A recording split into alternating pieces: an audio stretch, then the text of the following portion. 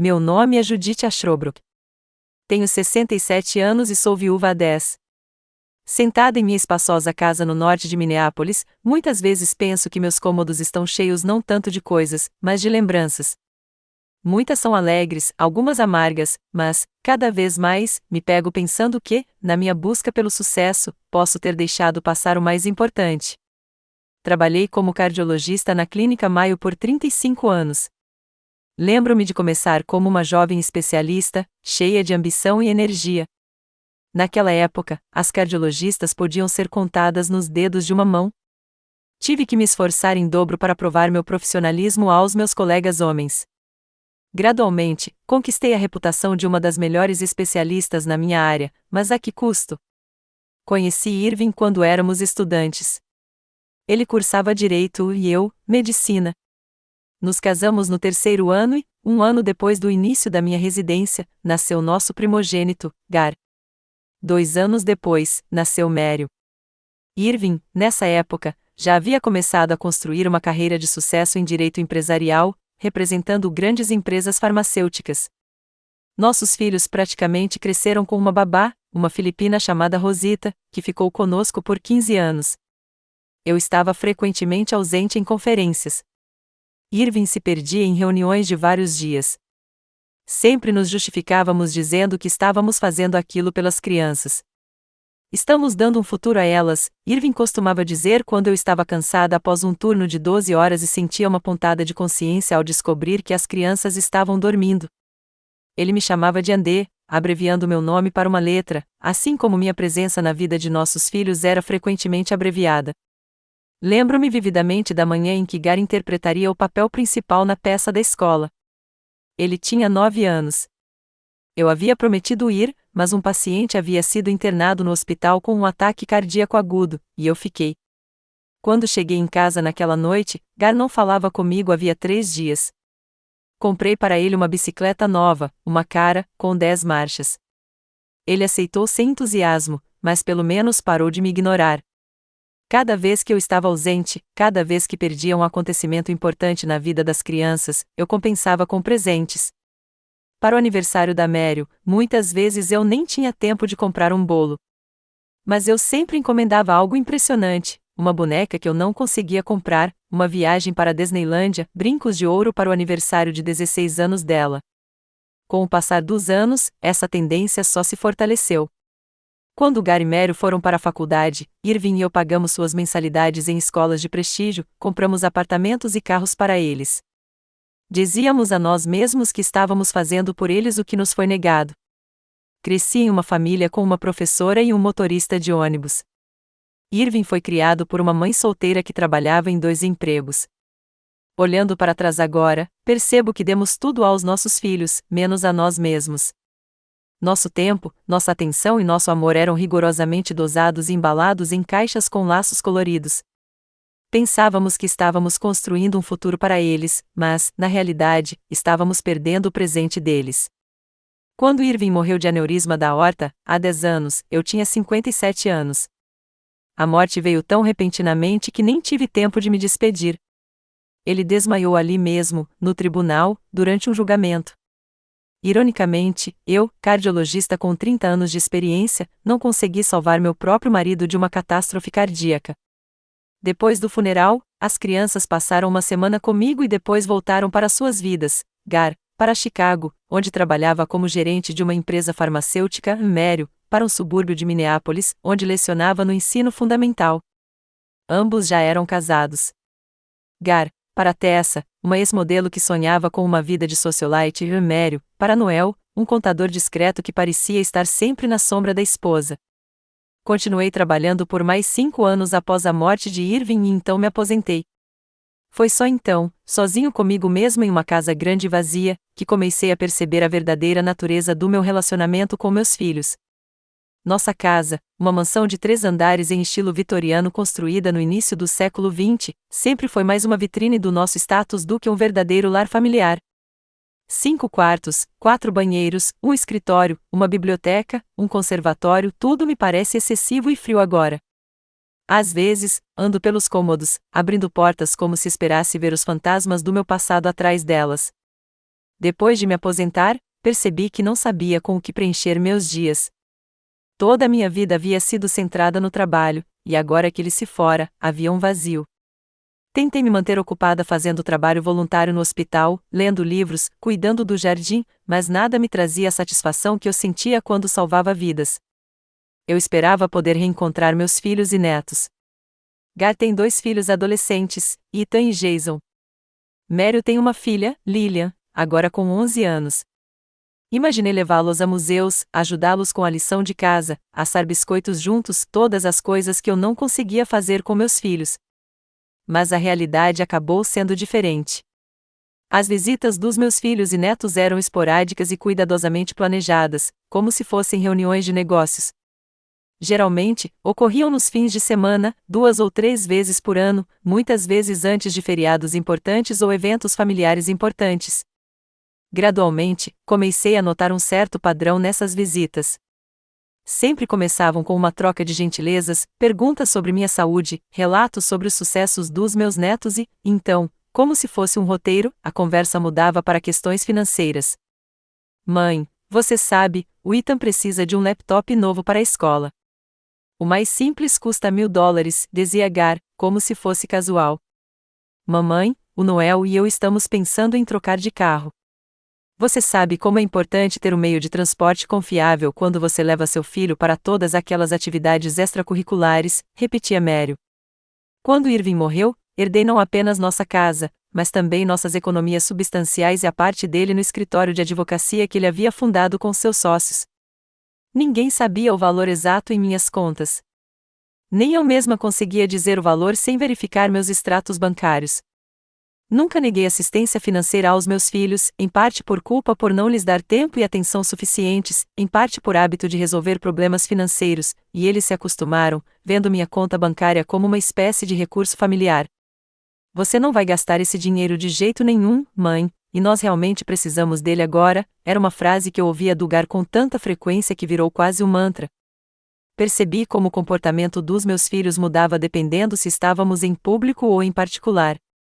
Em público, em um restaurante ou em reuniões familiares onde outros parentes ou amigos eram convidados, eles demonstravam total deferência. Minha mãe é uma cardiologista renomada, Gar me apresentou orgulhosamente aos seus colegas. Mamãe salvou tantas vidas. Eu sempre a admirei, repetiu Mério. Mas em casa, quando pensavam que eu não estava ouvindo, o tom mudava. Um dia, ouvi Gar e Tessa conversando na cozinha quando vieram passar o Natal lá em casa, 3 anos atrás. Sua mãe vai nos dar outro sermão sobre alimentação saudável? Perguntou Tessa, irritada. Só sorria e acene com a cabeça, respondeu Gar. Quanto mais cedo terminarmos este jantar, mais cedo receberemos o cheque da mensalidade da escola particular dos meninos. Fingi então que não tinha ouvido a conversa, convencido de que simplesmente tinha interpretado mal as palavras deles. Afinal, eles não podiam me ver apenas como uma fonte de financiamento, podiam? Mas aconteceu de novo. Vi Mério revirar os olhos quando comecei a falar dos meus projetos de voluntariado. Vi Tessa enxugar as mãos discretamente depois de me abraçar, ouvi Noel sussurrar para a esposa: quanto tempo mais teremos que ficar aqui sentados? Meu aniversário no ano passado foi particularmente revelador. Eu esperava ligações desde a manhã, mas o telefone estava mudo. No final da tarde, eu já tinha me conformado com a ideia de que todos tinham esquecido quando a campainha tocou. Na porta estavam Gar e Mério com suas esposas e filhos, com bolo e presentes. Surpresa, mãe! Exclamaram eles, de alegria. Eu estava emocionada até às lágrimas. Tomamos chá, comemos bolo, eles me entregaram um lindo cachecol e um livro sobre história da medicina. E então, quando o clima festivo estava no auge, Gar mencionou casualmente: a propósito, mãe, Tessa e eu estamos pensando em comprar um carro novo. Você poderia ajudar com a entrada? Naquele momento, percebi que toda aquela surpresa havia sido cuidadosamente planejada com um objetivo em mente: criar uma atmosfera na qual eu me sentisse desconfortável em recusar ajuda financeira. E não o fiz. Preenchi um cheque de $20.000, que Gar aceitou como se fosse algo natural. Agora, sentada na minha casa vazia, muitas vezes me pergunto em que ponto nosso relacionamento tomou esse rumo. Quando meus filhos pararam de me ver como pessoa e começaram a me ver como um caixa eletrônico com função de avó sob demanda? E foi minha culpa por ensiná-los a valorizar bens materiais em detrimento da conexão emocional? Às vezes, gostaria de poder recomeçar, passar mais tempo com meus filhos quando eram pequenos, ouvir suas histórias, ajudar com a lição de casa, simplesmente estar presente para eles. Mas o tempo não volta atrás. Tudo o que preciso fazer é aceitar o que é e talvez tentar mudar o que ainda pode ser mudado. Ontem, fiz uma descoberta inesperada, uma que eu gostaria de não ter descoberto. Mas agora que sei, tenho que encarar. Era terça-feira, o dia em que o Gar costuma ligar só para saber como estou. Essas ligações semanais apareceram na nossa agenda há cerca de um ano, quando, num jantar em família, o Mério expressou preocupação por eu estar sozinha numa casa tão grande. Depois, as crianças tiveram uma pequena reunião à mesa, decidindo a melhor forma de cuidar da mamãe. O resultado foi uma agenda de ligações, Gar às terças, Mério às sextas. Eu apreciei a preocupação, mesmo sabendo que era uma formalidade. As ligações raramente duravam mais de 10 minutos e seguiam o mesmo roteiro. Como vai, mãe? Está tudo bem? Precisa de ajuda em casa? Depois de trocarem gentilezas, a conversa geralmente se voltava para os problemas e terminava com outro pedido de apoio financeiro. Nesta terça-feira, o telefone estava mudo. No final da tarde, comecei a me preocupar. Havia algo errado? Liguei para mim mesmo, mas o Gar não atendeu. Decidi ligar para Tessa. O telefone dela também estava mudo, o que era estranho, considerando que minha cunhada era viciada em smartphones. Às 21 horas, quando eu estava prestes a ir para a cama, a campainha tocou. Parados na porta estavam Gar e Tessa. Mãe, desculpe pela visita inesperada, Gar parecia preocupado. Estávamos passando de carro e pensamos em dar uma passada. Passando de carro soou estranho, considerando que eles moram em Chicago, a 6 horas de carro de Minneapolis. Mas eu estava feliz em ver meu filho, então não fiz nenhuma pergunta incômoda. Enquanto eu preparava o chá, Gar vagou pela sala, olhando os quadros nas paredes como se os estivesse vendo pela primeira vez. Tessa estava sentada no sofá, absorta no celular. Como estão as crianças? Perguntei, colocando as xícaras na mesa. Ótimo, respondeu Gar um pouco rápido demais. O Ethan tirou nota máxima em química, e o Jason, bem, você sabe, o Jason, o de sempre. Não me dei ao trabalho de especificar exatamente qual era a vida normal do meu neto mais novo. Eu tinha visto meus netos tão raramente nos últimos anos que mal os reconheci em fotos de família nas redes sociais. Você vai ficar muito tempo na cidade? Perguntei. Gar e Tessa trocaram olhares rápidos. Na verdade, mãe, estamos aqui a negócios, começou Gar. A Tessa recebeu uma oferta de emprego aqui em Minneapolis, numa agência de relações públicas. Que maravilha, eu estava genuinamente animada. Embora Tessa nunca tivesse trabalhado com relações públicas e não tivesse trabalhado desde que se casou com Gar, 15 anos atrás, a ideia de ter meu filho e sua família morando mais perto me aqueceu o coração. Sim, é uma ótima oportunidade, disse Tessa, afastando-se do telefone pela primeira vez naquela noite, mas tem um problema. Moradia. O mercado imobiliário está uma loucura agora. Você pode ficar aqui enquanto procura o imóvel certo, ofereci sem hesitar. Isso é muito generoso, mãe. Gar sentou-se ao meu lado. Mas pensamos em outra coisa. Esta casa é grande demais para você sozinha. A manutenção, a limpeza, os reparos, tudo isso exige muito esforço e dinheiro. Talvez você devesse considerar algo mais compacto. Não percebi imediatamente aonde ele queria chegar. Você está sugerindo que eu me mude? Não que eu me mude, mas que eu me atualize. Tessa sorriu, seu sorriso perfeito que nunca afetava seus olhos. Há lindos complexos para aposentados ativos, com assistência médica, piscinas, atividades em geral. Você não se sentiria tão sozinha. E o que aconteceria com esta casa? Tentei falar calmamente, embora já estivesse começando a ferver por dentro. Ela poderia ser vendida. Gar fez parecer que estava falando de um suéter velho, não da casa onde ele e a irmã cresceram. É um ótimo momento para vender imóveis, e o dinheiro poderia ser investido na sua nova casa, antes de tudo, é claro, refletiu. Mas talvez parte disso pudesse ser usada para outros fins, para a educação dos meninos, por exemplo. Ou para comprar uma casa grande para nós se nos mudarmos para Minneapolis. Terminei a frase para ele: Mãe, Você entendeu tudo errado. Gar pareceu ofendido. Só estamos pensando no seu bem-estar. A conversa continuou por mais 1 hora. Eles me mostraram folhetos com fotos brilhantes de complexos de aposentados, me contaram sobre os benefícios de comunidades voltadas para idosos e me garantiram que aquele seria um novo capítulo na minha vida. Quando eles partiram, prometendo retornar em uma semana com mais informações, fiquei em silêncio por um longo tempo, tentando organizar meus sentimentos. A casa que eles tão facilmente se ofereceram para vender era uma testemunha da história da nossa família. Foi lá que Irving e eu passamos quase toda a nossa vida de casados. Foi lá que nossos filhos nasceram. Nossas memórias, boas e ruins, estavam guardadas ali.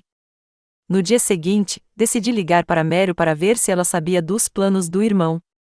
Noel atendeu o telefone, informando que Mary estava na escola, mas que voltaria em breve. A propósito, Judith, acrescentou ele com certo constrangimento, Gar ligou ontem à noite, mencionou ter conversado com você sobre possíveis mudanças. Bem, sim. É só uma sugestão, afinal. Ninguém vai te forçar se você não quiser. Algo em seu tom, muito tranquilizador, muito cauteloso, me deixou receosa. Noel, você e Mary acham que eu deveria me mudar também? A pausa se prolongou. Mary acha que você estaria melhor em um lugar onde possa ser cuidada, onde haja pessoas da sua idade e interesses em comum. Tenho 67 anos, Noel, não 97. Sou perfeitamente capaz de cuidar de mim mesmo. Claro, Judith, claro, ele falou novamente naquele tom cauteloso. É que estamos todos preocupados. Uma casa tão grande, tantas preocupações. Depois dessa conversa, a preocupação se transformou em suspeita. Por que eles estavam tão preocupados com o meu bem-estar de repente? Decidi testar minha teoria. Liguei para o Gar e disse que tinha pensado na oferta e que talvez estivesse disposto a considerar minhas opções. Mas, primeiro, gostaria que ele e o Mary viessem passar o fim de semana lá em casa para conversarmos em família. Gar concordou tão rápido que só aumentou minhas suspeitas. No sábado, todos eles vieram juntos, Gar e Tessa, de Chicago, Mary e Noel, do subúrbio. Eles não trouxeram as crianças, explicando que era um evento da escola. Preparei o almoço como antigamente, rosbife, purê de batatas, legumes cozidos no vapor, os pratos favoritos do Irving. Durante o almoço, a conversa foi informal sobre trabalho, sobre as crianças, sobre os planos para o verão. Ninguém mencionou minha mudança. Era como se o assunto fosse tabu, pelo menos até a sobremesa. Depois do jantar, disse que queria descansar e que ia me deitar por meia hora. Na verdade, eu precisava de tempo para organizar meus pensamentos antes da conversa que se aproximava. Ao subir para o quarto, ouvi-os entrando na sala. As vozes vinham pela saída de ar. A velha casa era repleta de detalhes arquitetônicos. Ela mordeu a isca, era a voz de Gar, eu disse que ela aceitaria. Não tire conclusões precipitadas, respondeu Mary. Ela ainda não assinou nada e não é burra, Gar. Ela vai entender se a gente insistir demais. Ninguém vai insistir, era a voz de Tessa. Só preciso ter as informações certas. Ela está sozinha. Precisa de companhia. Há muitas lembranças nesta casa. Um lugar novo é uma vida nova. É para o bem dela. Para o bem dela. Noel sorriu. Vamos chamar as coisas pelos seus nomes próprios. Queremos vender a casa enquanto ela ainda pode assinar os papéis e dividir o dinheiro. Noel. A voz de Mary demonstrava indignação. O quê? É verdade. Estamos nessa há 6 meses. Gar quer abrir o próprio negócio e precisa de capital inicial. Você quer mandar a Lilian para uma escola particular, e nenhum de nós pode pagar sem o dinheiro da mamãe. Não é só o dinheiro dela, disse Gar, calma, mas com firmeza. Papai o ganhou para a família, para todos nós. Ela é só administradora, e tem um domínio absoluto sobre ele, acrescentou Tessa. Mendigar toda vez, como se fosse esmola. É humilhante. Ela nos dá dinheiro quando pedimos, retrucou Mary. Num piscar de olhos, bufou Tessa. Fiquei ali, paralisado, sem acreditar no que ouvia. Eles discutiam minha condição, minha casa, minha vida, como se eu já tivesse morrido ou perdido a capacidade de tomar decisões. E se ela não concordar? Perguntou Noel. Ela vai concordar, respondeu Gar, confiante. Já falei com um advogado. Se necessário, podemos iniciar um processo para declará-la parcialmente incapacitada. Ela esquece coisas, confunde datas. Isso é normal na idade dela. Mério protestou. Pode ser motivo suficiente para o tribunal nomear um tutor, especialmente se o médico confirmar os primeiros sinais de demência. Que médico? A voz de Mério demonstrava descrença. Doutor Rodrigues, um velho amigo meu. Ele já concordou em ajudar, se necessário. Isso é errado, Gar. Mério parecia inseguro. Ela é nossa mãe, que esteve ocupada demais com a carreira a vida toda para nos notar, respondeu Gar rispidamente. Que nos subornou com presentes em vez de passarmos tempo juntos. Você se esqueceu de quantas vezes ela perdeu seus shows da escola? Meus eventos esportivos? Ela escolheu o trabalho em vez de nós, Mério. Agora é a nossa vez de fazer a escolha. Silêncio se instalou. Então Mério suspirou. Ok, mas vamos tentar do jeito mais fácil primeiro. Ela sempre quis o melhor para nós. Talvez se você explicar o quanto isso é importante para nós. Já tentei isso, interrompeu Tessa. Gar vem insinuando há meses que precisava de dinheiro para o negócio. Ela sempre prometeu pensar nisso. Chega de esperar. Precisamos agir agora, enquanto ela ainda está viva, concluiu Noel. Antes que a situação se complique, corrigiu Tessa. Olha, o plano é simples. Hoje, vamos convencê-la de que a mudança é a melhor solução. Encontramos um condomínio adequado, não o mais barato, mas também não o mais caro. Gar já encontrou um comprador para a casa. O colega dele está procurando imóveis na região há algum tempo. O preço é mais do que justo. Depois de vender a casa e pagar pela nova, sobrará uma quantia considerável de dinheiro. Dividiremos igualmente, parte para você, parte para nós. E as contas bancárias dela? Perguntou Noel. Um passo de cada vez, respondeu Gar, primeiro a casa.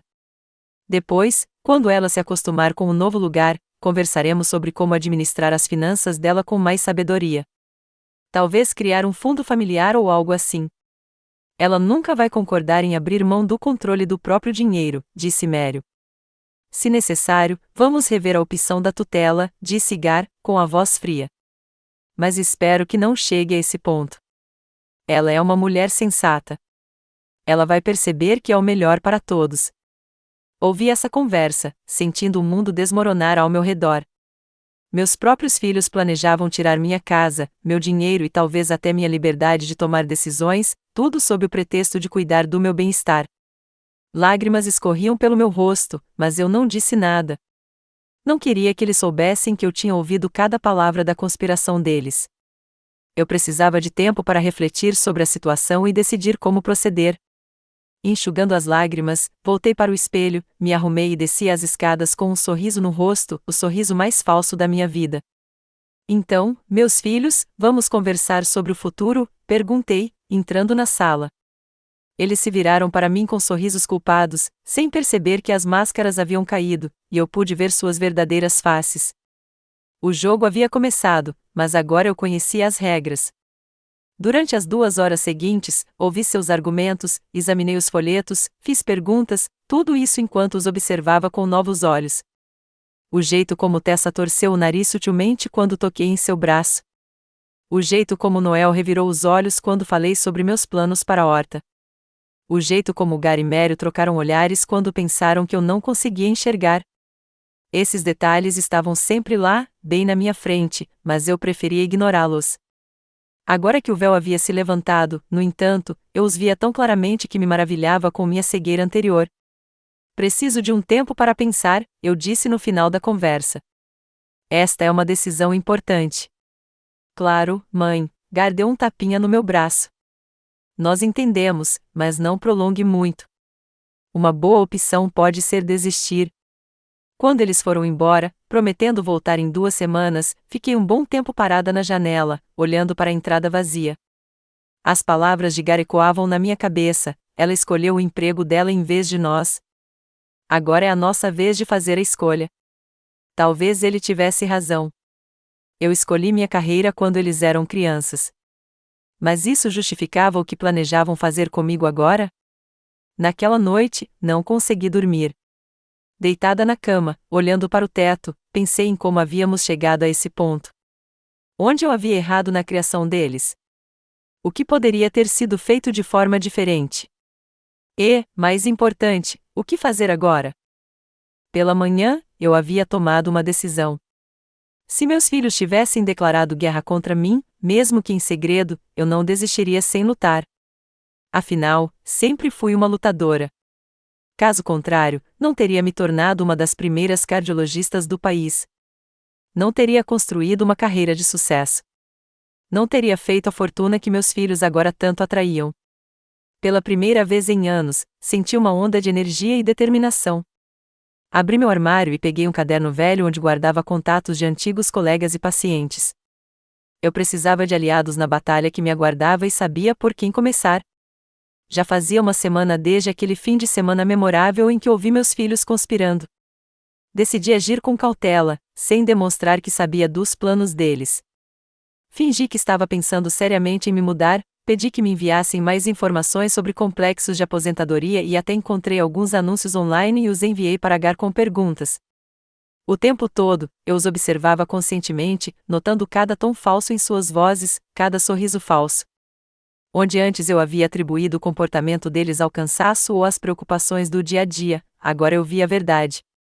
Na quarta-feira, Mério ligou para me convidar para almoçar no fim de semana. Só um jantar em família, mãe. Nada de especial. O Noel vai preparar seu bife especial. Concordei, embora suspeitasse que fosse mais uma tentativa de me pressionar a vender a casa. Mério nunca me convidava só por diversão. Sempre havia algum motivo ou intenção oculta. No sábado, cheguei à casa deles por volta das 14 horas. A casa deles, nos subúrbios de Minneapolis, era típica de classe média alta, 2 andares, com um gramado impecável e jardins elegantes. Nada extravagante, mas apresentável o suficiente para impressionar os vizinhos. Mério me encontrou na porta. Mãe, que bom te ver. Você está linda. Sorri, notando a natureza memorizada da frase. Esses elogios já me agradaram, mas agora eu podia perceber a falsidade neles. Gar e Tessa já estavam lá dentro. Parecia que eles também tinham sido convidados. Isso aumentou minhas suspeitas. Uma reunião de família, nada mais, nada menos. Vovó Lilian, a filha de Mério, a única pessoa em cuja alegria genuína eu confiava, correu para me abraçar. Ela tem 11 anos e, ao contrário dos primos, filhos de Gar, sempre foi muito apegada a mim. Oi, Sunshine. Abracei minha neta, inalando o cheiro de frutas em seus cabelos. Tirei-a em biologia, e a professora disse que tenho talento para ciências, assim como você, anunciou ela, orgulhosa. Que bom! Tirei uma caixinha da bolsa. Isto é para você. Só por diversão. Lilian abriu a caixa e engasgou. Dentro havia brincos de prata. São lindos. Obrigada, vovó. Mãe, você está mimando ela? Mério balançou a cabeça, mas ouvi inveja em sua voz em vez de preocupação com a filha.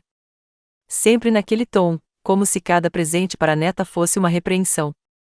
O almoço transcorreu em um clima tenso de falsa tranquilidade. Conversaram sobre o tempo, sobre o sucesso de Lilian na escola, sobre o novo projeto de Gar no trabalho.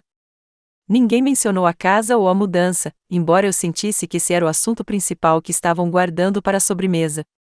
Depois do almoço, Noel sugeriu que Lilian e eu jogássemos uma partida de xadrez enquanto os outros cuidavam da limpeza. Isso era incomum. Noel raramente tomava a iniciativa de se comunicar comigo. Suspeitando que fosse uma distração, concordei. Lilian adorava xadrez e eu não queria privá-la desse prazer. Nos acomodamos na sala de estar enquanto Gar, Tessa e Mério foram para a cozinha.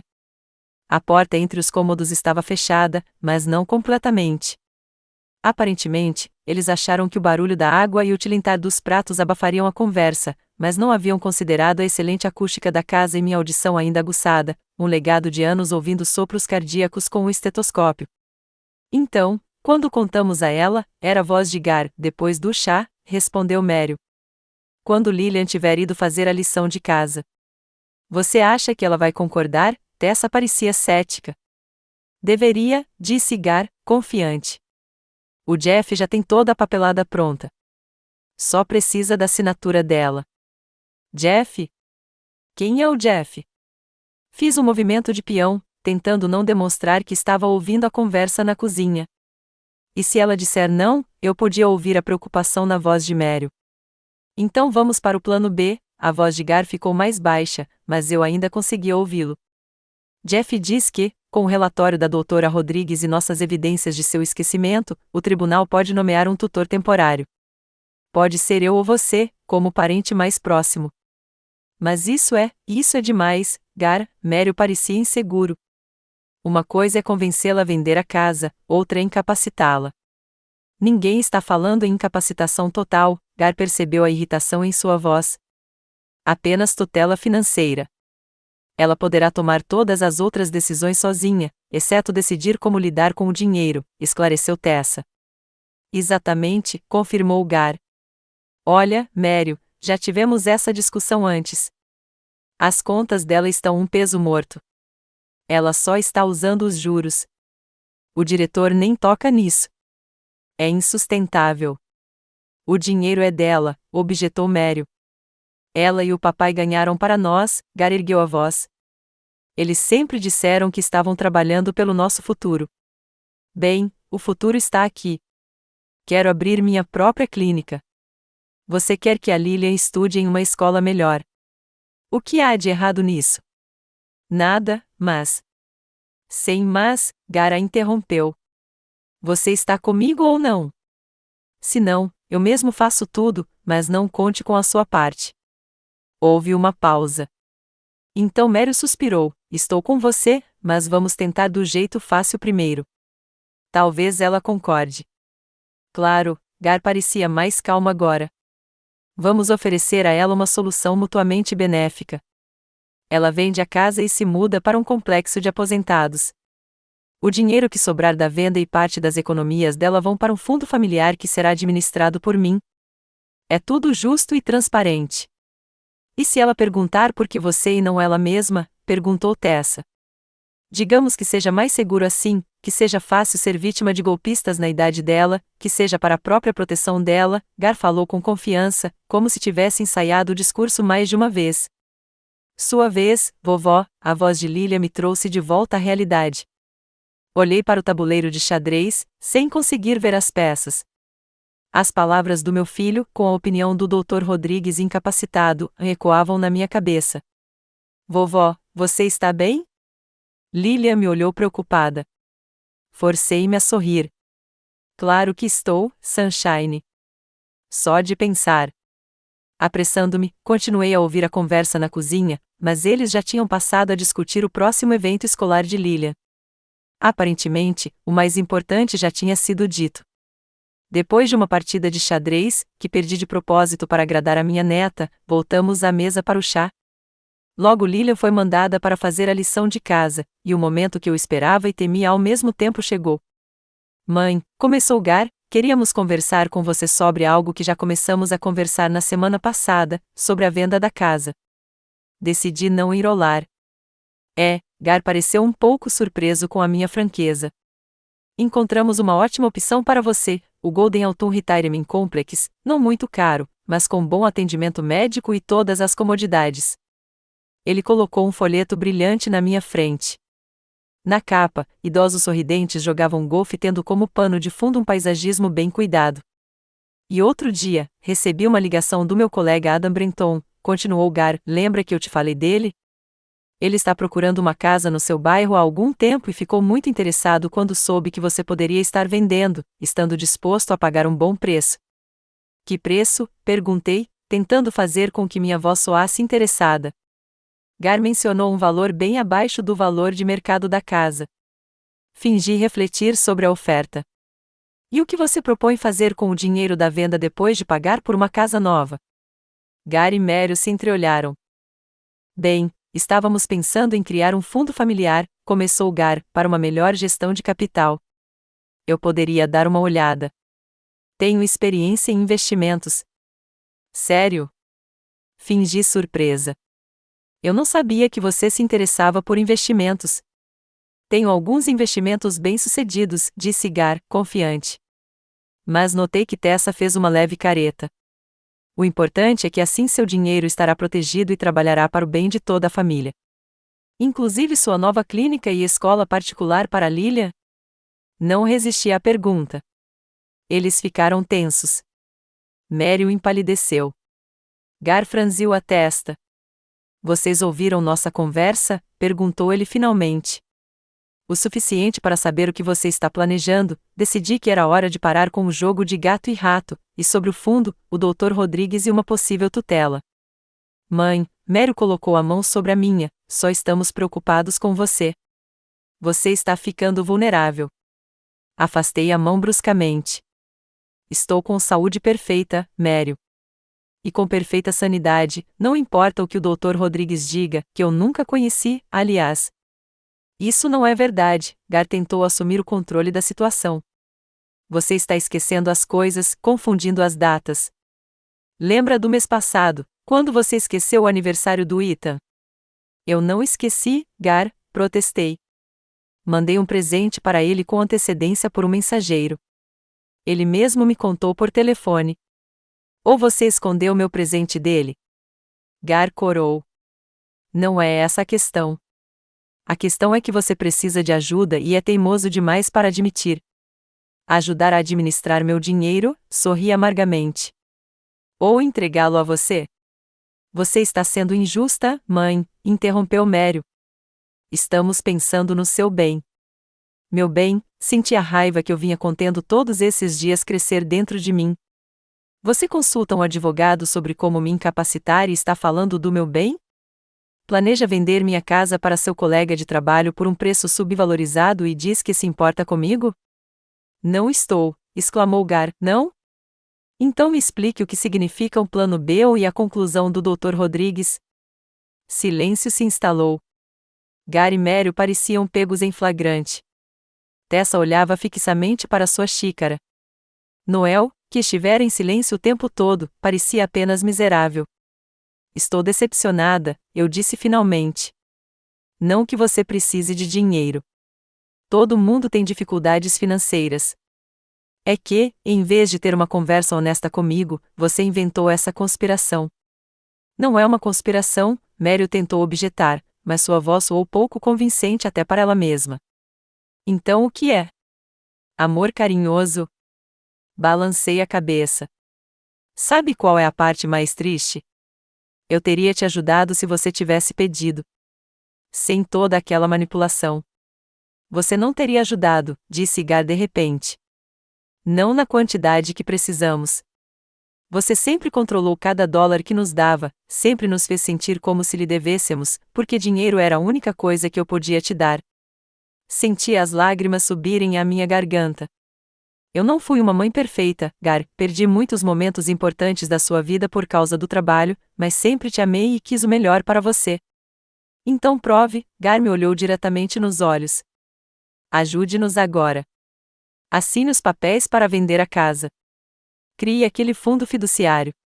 Faça o que uma mãe amorosa faria. Olhei para ele, meu primogênito, e não vi um homem adulto, mas um garotinho que certa vez correrá até mim com o joelho quebrado. Como havíamos chegado a esse ponto? Quando ele se tornou tão calculista? Preciso pensar nisso, disse finalmente. Esta é uma decisão importante. O que há para pensar? Interrompeu Tessa. Você vende a casa que é grande demais para você, compra um apartamento confortável com todas as comodidades e o resto do dinheiro ajuda seus filhos. Todo mundo ganha. Se é tão simples, por que você não me contou isso logo de cara? Por que as tramas e os planos para me incapacitar? É o último recurso, disse Gar, só para o caso de você se recusar a agir de forma razoável. Razoável, você acha, é lhe dar o controle do meu dinheiro? Não para nós, mas para a família, corrigiu Gar, o dinheiro ainda será seu. Só vamos administrá-lo com mais eficiência. Olhei para eles, meus filhos e seus cônjuges. Será que eles realmente acreditavam no que diziam? Ou era apenas uma mentira conveniente que usavam para justificar suas ações? Preciso ir para casa, levantei-me da mesa. Obrigada pelo almoço. Mãe, espera, Mério tentou me impedir. Ainda não terminamos de conversar. Terminamos por hoje, peguei minha bolsa. Vou te avisar da minha decisão. Ao sair, parei para me despedir da Lilia. Ela estava sentada à mesa fazendo a lição de casa e olhou para mim. Você já está indo embora, vovó? Sim, Sunshine. Ainda tenho coisas para fazer. Você parece triste, ela comentou. Há algo errado. Sorri. Crianças costumam notar coisas que os adultos preferem ignorar. Só cansada, mas estou bem. Goza de novo? Ela me abraçou. Adoro quando você goza. Gozo sim, beijei o topo da sua cabeça. A viagem para casa passou como um borrão. Eu dirigia no piloto automático, com fragmentos da conversa passando pela minha cabeça. Plano B, Dr. Rodrigues. Guarda. Meus próprios filhos planejavam tirar meu direito de lidar com o dinheiro deles. E talvez não apenas o dinheiro. Em casa, fui direto para o computador. Não havia tempo para pensar. Eu precisava agir. Comecei buscando informações sobre tutela financeira e os direitos dos idosos. Depois, liguei para minha velha amiga Eleanor Parker, que era defensora de pacientes. Nora, preciso da sua ajuda, eu disse quando ela atendeu o telefone. O que houve? Eleanor era uma das poucas pessoas que me chamava pelo mesmo nome que Irving. Eu contava tudo a ela, sobre os planos das crianças, sobre as conversas que ouvia, sobre a casa e o fundo. Bastardos, Eleanor nunca hesitava em dizer. Desculpe, mas é verdade. Como eles podem fazer isso com você? Tenho parte da culpa, suspirei. Sempre resolvi os problemas financeiros deles. Estão acostumados a me ver como um caixa eletrônico, não como uma pessoa. Isso não justifica as ações deles, objetou Eleanor. O que você vai fazer? Não sei, admiti. Só estou enrolando por enquanto. Disse que pensaria em vender a casa. Isso não basta, disse Eleanor com firmeza. Se estiverem falando sério, podem agir rápido, principalmente se tiverem um médico disposto a confirmar a demência inicial. O que você sugere? Para começar, você precisa fazer uma avaliação médica completa com um médico independente em quem confie. Obtenha um relatório sobre sua excelente saúde mental. Essa será sua garantia caso tentem recorrer à justiça. Concordei. Eleanor tinha razão. Era necessária uma prova da minha capacidade. E outra coisa, acrescentou ela, você precisa descobrir mais sobre o que eles estão planejando. Sobre os contatos do lugar com aquele advogado, o Jeff, sobre o possível comprador da sua casa, sobre a situação financeira dos seus filhos. Eles podem estar em mais apuros do que você imagina. Como eu descubro? Contratar um investigador particular, disse Eleanor, como se fosse a coisa mais comum do mundo. Tem um homem de confiança que cuida desse tipo de coisa, discreto e eficiente. Hesitei. Contratar um detetive para espionar meus próprios filhos? Parecia exagero. Mas então me lembrei da conversa deles na cozinha, dos planos deles de tirar o controle da minha própria vida sob o pretexto de se importarem. E me decidi. Ok, me passa os contatos dele. No dia seguinte, encontrei-me com Roy Taylor, ex-policial, agora investigador particular. Eleanor tinha razão. Ele dava a impressão de ser um profissional que conhecia o seu ofício. Senhora Shrobrook, ele apertou minha mão. Eleanor explicou brevemente a situação, mas preciso de detalhes. Contei tudo a ele, sobre as conversas dos filhos, os planos de vender a casa, o advogado chamado Jeff e o Dr. Rodrigues. Preciso saber o que eles estão planejando e a gravidade dos problemas financeiros, concluí. Roy assentiu. Esta é uma investigação padrão. Vou verificar a situação financeira dos seus filhos, os contatos deles, descobrir quem é o advogado e que tipo de documentos ele está preparando. Também vou verificar o potencial comprador da sua casa, se ele existe ou se é um testa de ferro. Quanto tempo isso vai levar? 2 a 3 semanas, Roy hesitou. Então vamos começar com o mais urgente. Vou verificar este advogado e este médico primeiro. Isso nos dará uma ideia da seriedade das intenções deles. Combinamos um preço e um prazo. Ao sairmos, Roy se virou. Senhora Shrobrook, tem certeza de que quer saber a verdade? Às vezes, não saber é uma coisa boa. Balancei a cabeça. Lidei com a verdade a vida toda, Sr. Taylor. Mesmo que fosse desagradável. Como médico, não podia me dar ao luxo de ignorar a realidade. Também não pretendo fazer isso agora. Ele assentiu. Então, entro em contato assim que tiver informações.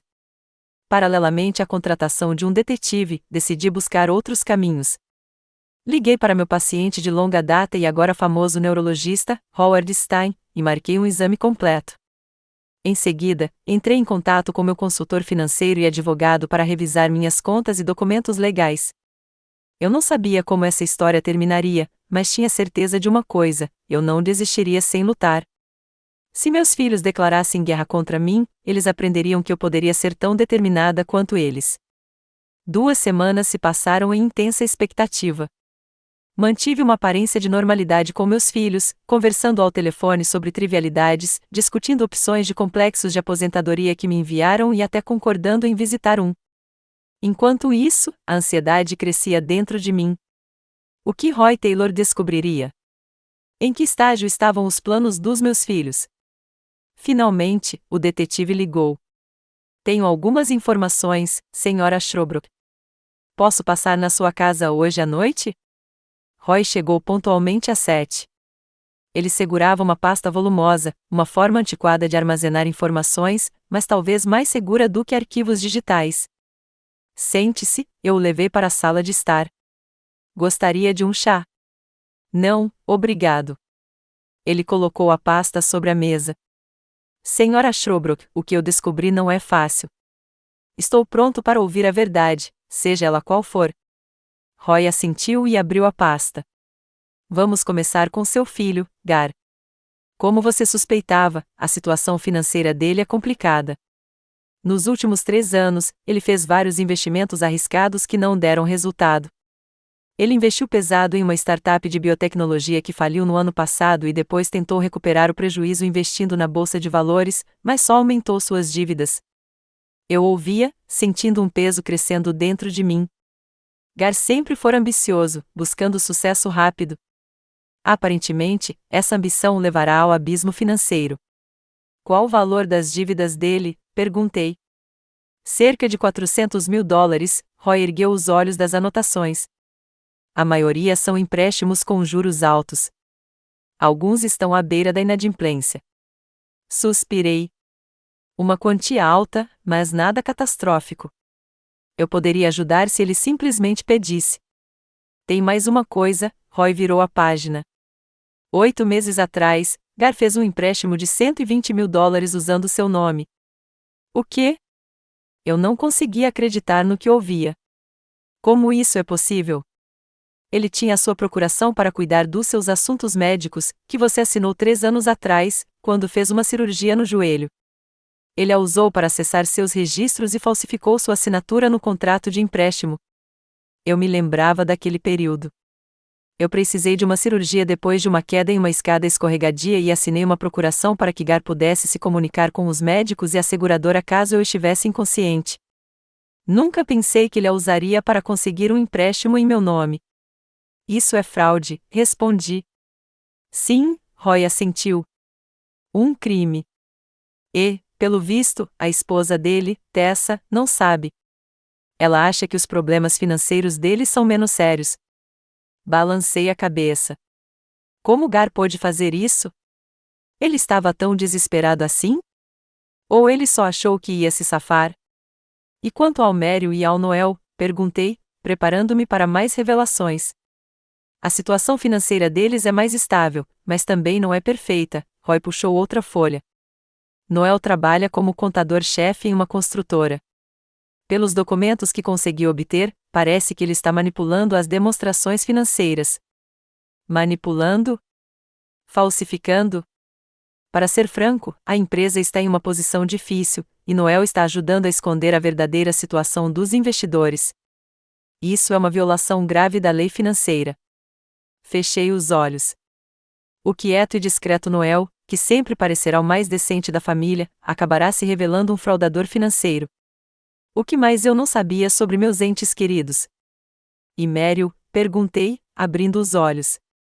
Sua filha tem espalhado ativamente informações sobre a deterioração do seu estado mental, Roy falou com cautela, obviamente escolhendo as palavras. Contatei vários conhecidos em comum. Eles confirmaram que Meryl havia contado a ele sobre sua demência em desenvolvimento, como você estava esquecendo coisas simples e ficando desconfiado. Um deles, o Dr. Martin, até se ofereceu para recomendar um especialista. Senti o sangue sumir do meu rosto. Meryl, minha filha, estava propositalmente criando a imagem de uma mãe mentalmente estável, preparando o cenário para minha incapacitação. Ela está com problemas financeiros? Perguntei, tentando manter a calma. Não tão sérios quanto os da Gar, mas ela e o Noel acumularam dívidas significativas no cartão de crédito. Além disso, a escola particular que estão planejando para a filha é uma despesa extra que eles não podem arcar com a renda atual.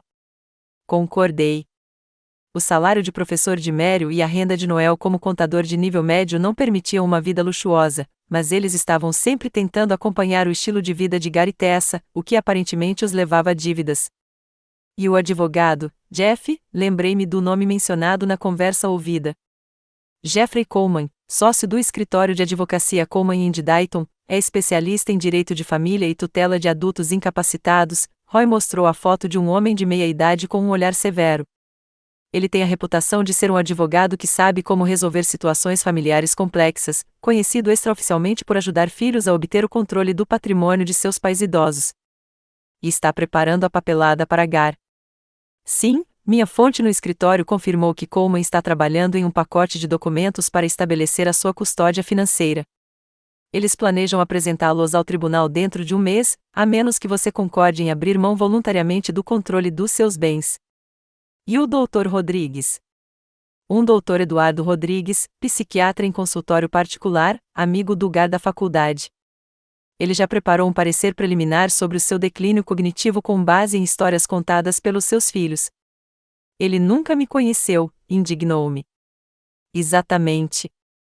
Isso é uma grave violação da ética profissional.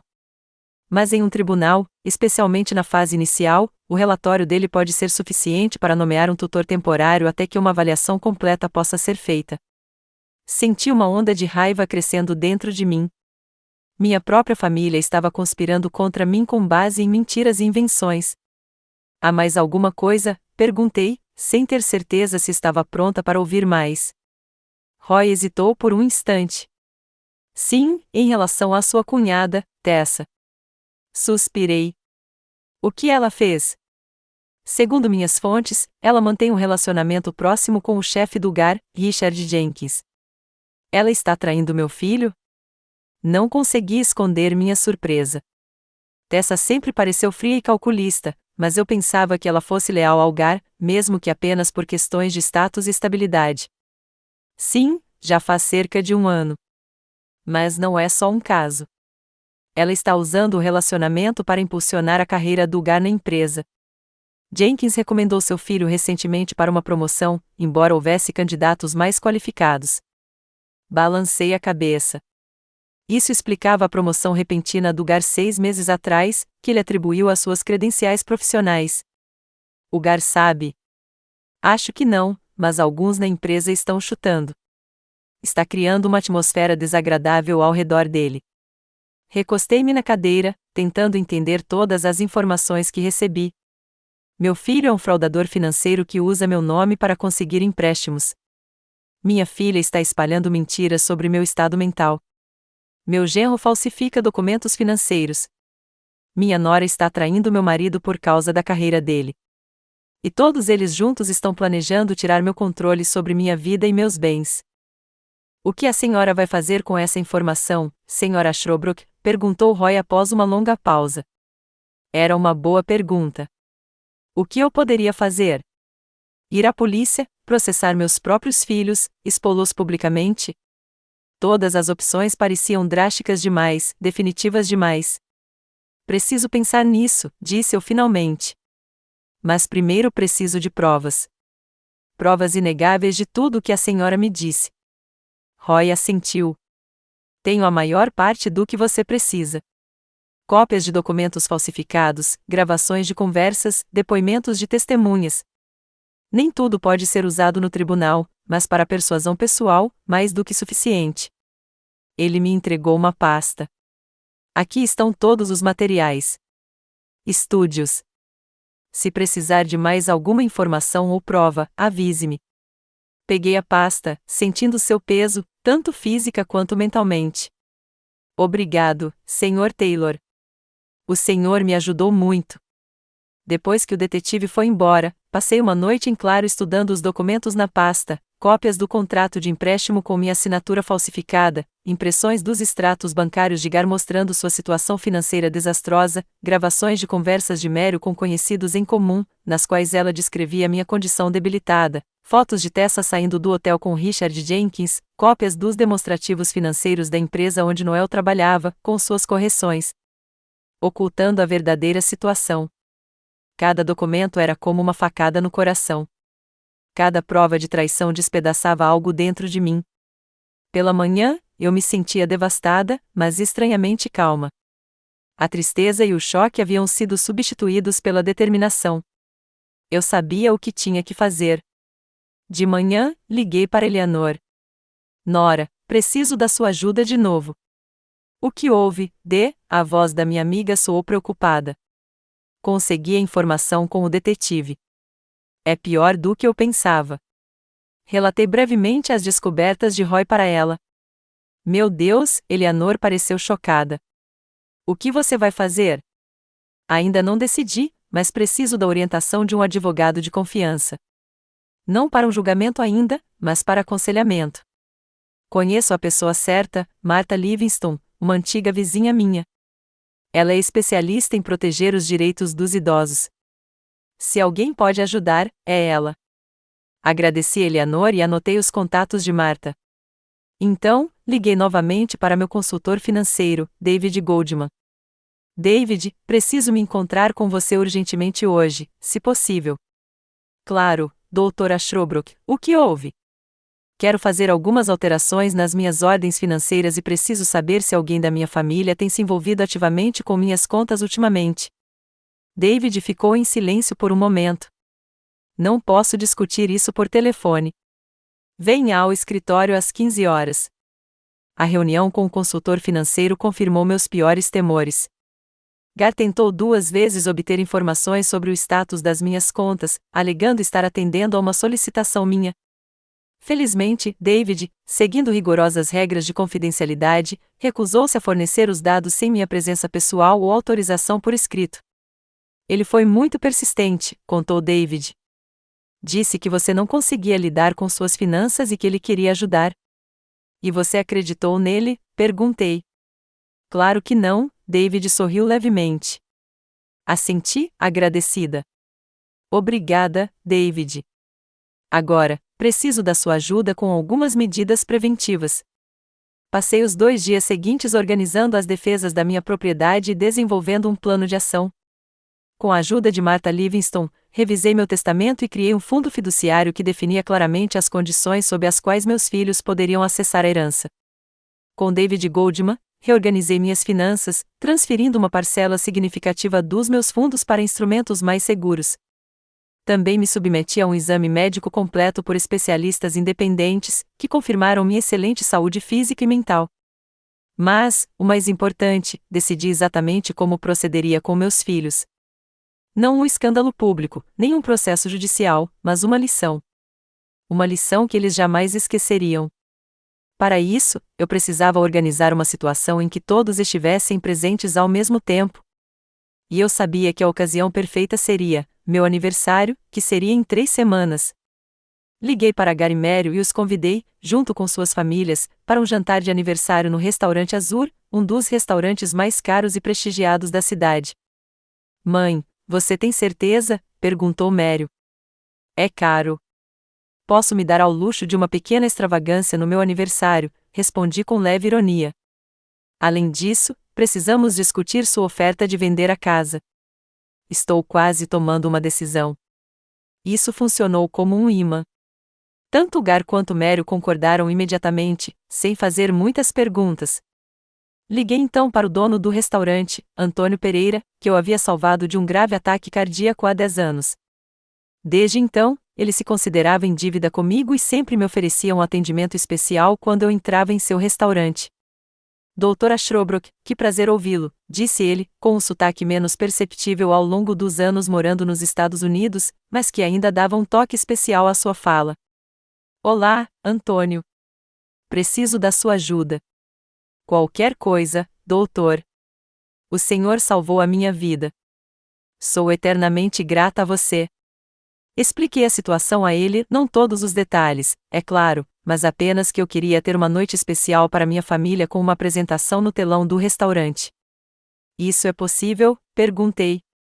Para o senhor, Dr. Ashrobrook, tudo é possível. Temos uma sala especial para eventos privados, com um telão e um excelente sistema de som. Eu mesmo cuidarei para que tudo corra perfeitamente. Agradeci e pedi que mantivesse nossa conversa em sigilo. Antônio me garantiu total confidencialidade. Agora, a parte mais difícil era preparar os materiais para a apresentação. Passei vários dias organizando as evidências coletadas pelo detetive e adicionando minhas próprias observações. Criei um vídeo que mostrava cada membro da minha família em sua verdadeira face, com todos os seus segredos obscuros e comportamentos desagradáveis. Na noite anterior ao jantar, sentei-me na sala de estar, olhando as fotos de família sobre a lareira, Gar e Mério crianças, sorridentes e inocentes, Irving e eu no dia do nosso casamento, os netos na árvore de Natal. Perguntei-me se tinha ido longe demais. Será que a noite seguinte destruiria os últimos vestígios da nossa família? Mas então me lembrei de tudo que havia aprendido nas últimas semanas, suas mentiras, suas manipulações, suas traições, sua disposição em me declarar incompetente por dinheiro. Não fui longe demais. Apenas mostrei a eles que não seria uma vítima indefesa. Que toda ação tem consequências. Que certas coisas como dignidade, respeito e honestidade não podem ser compradas com dinheiro algum. Meu aniversário chegou em uma manhã clara de abril. 68 anos não é uma data redonda, mas na minha posição, cada ano que passava parecia precioso, especialmente hoje, quando eu estava prestes a tomar uma das decisões mais difíceis da minha vida. Às 18 horas, cheguei ao restaurante Azur. Antônio me recebeu pessoalmente e me acompanhou até minha sala privativa reservada. Está tudo pronto, Dr. Ashrobrook, disse ele. Os materiais foram carregados no sistema. A tela vai cair do teto ao seu sinal. Basta acenar para o garçom. Também verificamos o som. Tudo funciona perfeitamente. Obrigado, Antônio, apertei sua mão. Por tudo. Qualquer coisa para você, ele abaixou a cabeça. Se não fosse por você, eu não estaria aqui. Gar e Tessa chegaram primeiro, às 7 em ponto. Meu filho parecia tenso, embora tentasse disfarçar com um sorriso. Tessa estava impecável como sempre, vestido de grife, maquiagem impecável, nenhum fio de cabelo fora do lugar. Feliz aniversário, mãe, Gar me abraçou, e eu senti o cheiro da colônia cara. Ele me entregou uma caixinha em uma embalagem elegante. Minha e da Tessa. Abri. Dentro havia uma delicada pulseira de diamantes. Não muito cara, mas impressionante o suficiente para um presente. É linda, sorri. Obrigada. Sou melhor para minha mãe, Gar sorriu de volta, mas seu olhar permaneceu cauteloso. 10 minutos depois, Mério e Noel apareceram. Minha filha parecia nervosa. Meu genro parecia cansado. Eles também tinham trazido um presente, um conjunto de perfumes franceses caros. Seu favorito, certo? Perguntou Mério quando abri a caixa. Eu nunca tinha usado perfume, mas não me dei ao trabalho de corrigi-la. Muito gentil da sua parte. Sentamo-nos à mesa. O garçom trouxe o cardápio e a carta de vinhos. Pedi champanhe como aperitivo. Vamos comemorar? Perguntou Gar quando o garçom saiu. Além do seu aniversário, é claro. Talvez, sorri enigmaticamente. Vamos jantar primeiro e depois falamos de negócios. Eu os vi interromper, mas ninguém insistiu. Todos tentaram puxar papo informalmente sobre o tempo, o novo filme, o sucesso escolar dos netos. Ninguém mencionou minha casa ou dinheiro, embora eu pudesse sentir esses assuntos pairando no ar como nuvens de tempestade. O champanhe chegou. Gar ergueu a taça. Para a mamãe, a mulher mais incrível que eu conheço. Feliz aniversário. Todos brindaram juntos. Tomei um gole, saboreando o sabor da bebida deliciosa.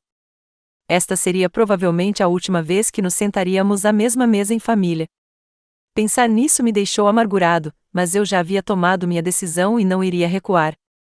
Depois da sobremesa, decidi que era hora. Sei que vocês estão esperando a minha decisão sobre a casa, comecei, sentindo todos à mesa ficarem tensos. E estou pronto para anunciá-la. Gar se endireitou na cadeira. Mério apertou a mão de Noel. Tessa, que havia bebido mais, olhou para mim com uma impaciência mal disfarçada. Decidi vender a casa, eu disse, observando as reações deles. Os rostos das crianças se iluminaram. Gar não conseguiu conter um sorriso vitorioso. Mério exalou com alívio evidente. É uma decisão sábia, mãe, disse Gar, tentando parecer calmo. A casa é grande demais para você sozinha. O que acha do complexo de apartamentos para aposentados que sugerimos? Não vou me mudar para um condomínio de aposentados, respondi calmamente. Decidi comprar um apartamento na Flórida, em Nápoles. Há muito tempo sonho em morar perto do mar. Isso o surpreendeu. Gar franziu a testa. Flórida? Mas é tão longe da gente. Exatamente, sorri. Um lugar novo, uma vida nova. Além disso, o clima lá é ótimo para as minhas articulações. Mas e nós, os netos? Mério parecia genuinamente chateada, embora eu soubesse que ela estava mais preocupada com o acesso ao meu dinheiro do que com a distância entre nós. Você é sempre bem-vindo para vir me visitar, dei de ombros. E eu vou te visitar nos feriados. E o dinheiro da venda da casa? Gar foi direto ao ponto, sem conseguir mais se conter. E o que tem? Fingi não entender. Bem, o apartamento na Flórida valerá menos do que a sua casa atual, começou ele, cauteloso. Haverá uma quantia considerável de dinheiro sobrando. Sim, muito significativa, confirmei. Meu corretor diz que a casa pode ser vendida por 2,5 milhões. O apartamento que estou de olho vale cerca de 800 mil. Vi os olhos deles brilharem à menção de tais quantias. Gar já estava calculando mentalmente quanto receberia pela sua parte. Mério sorria, provavelmente imaginando uma escola particular para Lilia. Tessa, fortemente embriagada, não escondeu o brilho ganancioso nos olhos. Estou pensando em criar um fundo familiar, continuei, usando as próprias palavras deles, para uma melhor gestão de capital. Ótima ideia, Gar não conseguiu conter o entusiasmo. Eu poderia ajudar na organização. Tenho experiência em investimentos. Sim, você mencionou seus investimentos bem-sucedidos, permiti-me uma leve ironia, mas Gar, absorto na perspectiva do dinheiro, não percebeu. Quando você planeja vender a casa? Perguntou ele, passando para questões práticas. Em breve, muito em breve, respondi. Já existe um comprador em potencial. Adam Brenton. Gar se animou. Meu colega de quem eu estava falando. Não, outro homem ofereceu um preço melhor. Gar não conseguiu esconder sua decepção. Imaginei que ele tivesse um acordo com esse tal de Brenton para receber algum tipo de propina por vender a um preço subvalorizado. E o que você vai fazer com o resto do dinheiro? Interveio Tessa, claramente perdendo a paciência. Com o que você tem nas suas contas? Mério lançou um olhar de advertência para a cunhada, mas era tarde demais. De que contas você está falando, Tessa? Fingi surpresa. Bem, sobre as suas economias, ela pareceu envergonhada, mas rapidamente se recompôs. O Gar me disse que você tem fundos substanciais em contas de investimento. Sério, olhei para o meu filho. E como o Gar sabe disso? Não me lembro de ter discutido a situação das minhas finanças com ele. Gar corou. Eu presumi, considerando as carreiras de sucesso que você e o papai tiveram. Entendo, assenti. Bem, você tem razão. Eu tenho economias e também ando pensando em como me livrar delas. O clima à mesa ficou ainda mais tenso. Todos aguardavam minha próxima declaração. Estou pensando em criar uma fundação beneficente, eu disse, para apoiar estudantes de medicina de baixa renda. Como você sabe, a faculdade de medicina está ficando mais cara, e muitos jovens talentosos não têm condições de pagar. Os rostos dos meus filhos se contraíram. Eles claramente não esperavam por essa reviravolta. Todo o capital, Gar respondeu com um gesto forçado. Uma parte considerável, respondi evasivamente. Claro, deixarei o suficiente para uma vida confortável e para a educação dos netos. E nós, Tessa não aguentou. Seus próprios filhos? E você? Olhei para ela com um olhar inocente. Vocês são adultos, autossuficientes. Têm boas profissões, rendas estáveis. Mas nós temos necessidades, Tessa quase gritava. Gar quer abrir a própria clínica.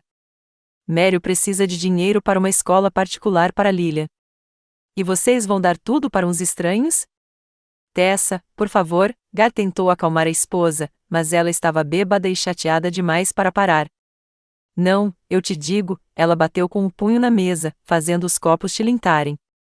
Esperamos anos, suportamos suas palhaçadas, sua arrogância, fingimos que não precisávamos do dinheiro dela, e agora ela vai doar tudo para a caridade.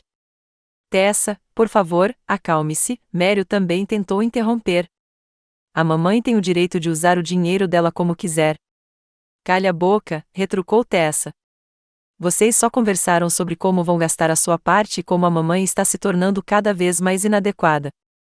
Observei a cena com uma calma estranha. Finalmente, as máscaras caíram. Finalmente, eles estavam mostrando suas verdadeiras faces. Tessa, pare com isso, Gar agarrou o braço da esposa. Você está estragando tudo. Não há nada para estragar, ela puxou o braço. Sua mãe estava nos enganando. Toda aquela conversa sobre vender a casa, sobre o fundo, era uma farsa. Ela nunca iria compartilhar isso conosco. Isso não é verdade, interrompi, mantendo a calma. Vou vender a casa mesmo, e vou abrir um fundo fiduciário, só que não aquele com o qual você estava contando. Viu? Tessa se virou para Gar. Eu disse que ela nunca pensou em nós, só em si mesma e na sua preciosa carreira. Tessa, chega, a voz de Gar tornou-se dura. Você está bêbada. Sim, estou bêbada, ela riu histericamente. E sabe de uma coisa? Eu precisava tolerá-la, sentar à mesma mesa que ela e não gritar a verdade na cara dela. Que verdade, Tessa? Perguntei baixinho, sabendo que o desfecho estava próximo. Ela se virou para mim, seu belo rosto contorcido de raiva e frustração. Estou enojada com você desde o primeiro dia, ela deixou escapar. Desde o momento em que Gar me apresentou a você, sua superioridade, seus modos, seu tudo. Eu só te aguentei por dinheiro. Todos nós aguentamos isso. Houve silêncio. Gar congelou. Mério cobriu a boca com a mão.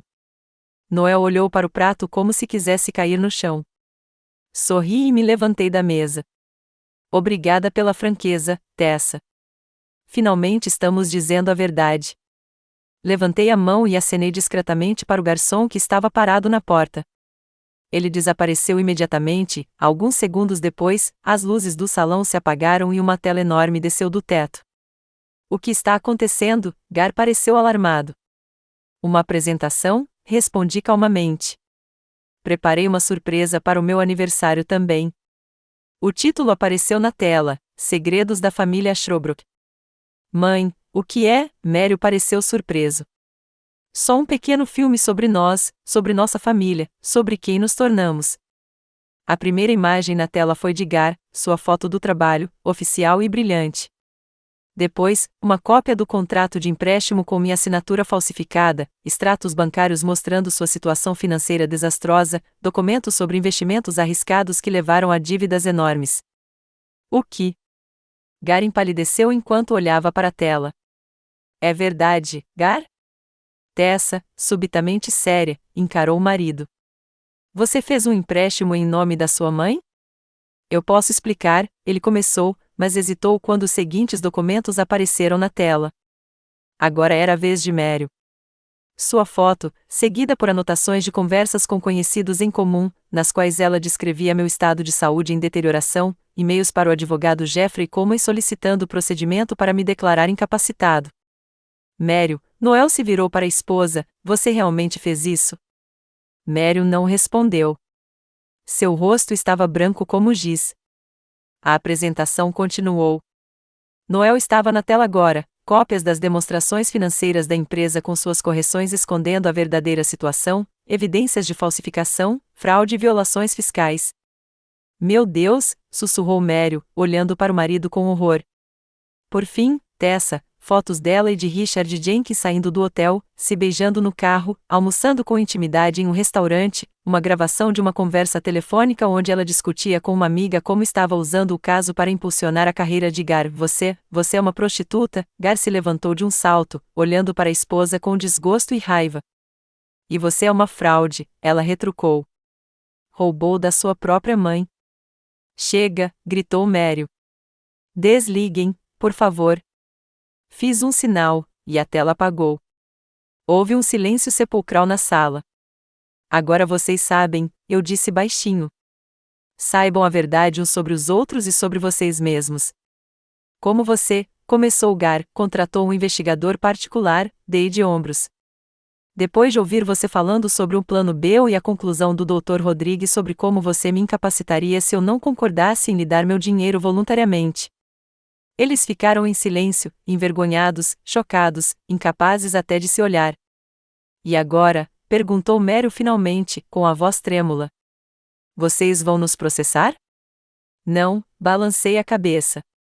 Vocês são meus filhos. Não importa o que tenham feito, não quero vê-los na cadeia. Então, para que tudo isso, Gar circulou a sala com a mão, insinuando a apresentação, a noite toda. Para que vocês saibam que eu sei, respondi simplesmente.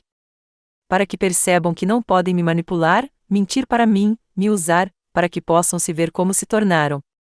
E depois? Perguntou Noel, erguendo a voz pela primeira vez naquela noite.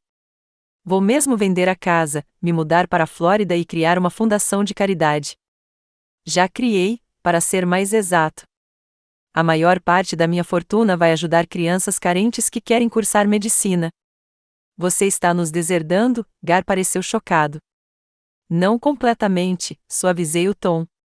Deixei uma certa quantia para cada um de vocês e para os netos, para a educação deles, mas o capital principal será destinado à caridade. Por quê? Perguntou Mério. E em sua voz, percebi não apenas decepção, mas genuína incompreensão. Porque o dinheiro nos envenenou, respondi. Envenenou nosso relacionamento, transformou vocês, meus filhos, em predadores esperando que eu morra ou fique incapacitado. Quero que este dinheiro faça o bem, não o mal. Peguei minha bolsa e meu chale. Preciso ir, obrigada pela companhia esta noite. Foi um aprendizado. Vocês vão simplesmente embora? Gar parecia perdido. Depois de tudo isso? Sim, assenti. A conta está paga. Podem ficar o tempo que quiserem. Talvez devessem conversar entre si e consigo mesmos. Fui em direção à porta, mas parei no meio do caminho e me virei para eles uma última vez. Eu te amei. Sempre amei, mesmo quando estava ocupado demais trabalhando para demonstrar, mesmo agora que você me traiu. Espero que um dia você perceba que há coisas que o dinheiro não compra. Adeus. Com essas palavras, saí do quarto, fechando a porta atrás de mim. Talvez um dia, depois que o choque e a raiva passarem, possamos encontrar uma maneira de nos reconciliar. Talvez eles aprendam uma lição com essa experiência, reavaliem suas vidas, seus valores. Talvez até nos tornemos uma família de verdade, não presos ao dinheiro, mas unidos pelo amor e pelo respeito. Enquanto isso, eu tinha minha vida, uma nova casa na Flórida, novos planos, novas oportunidades e a liberdade de escolher meu próprio caminho sem olhar para as expectativas dos outros.